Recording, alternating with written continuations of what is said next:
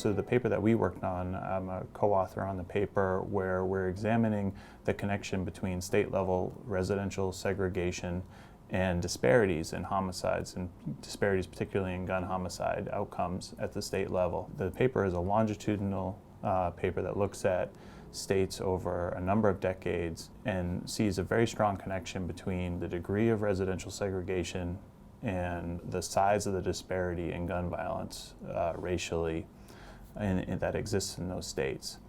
It's really interesting to note, just the premise of the paper is that when you look at states, you see a great deal of variation in that disparity.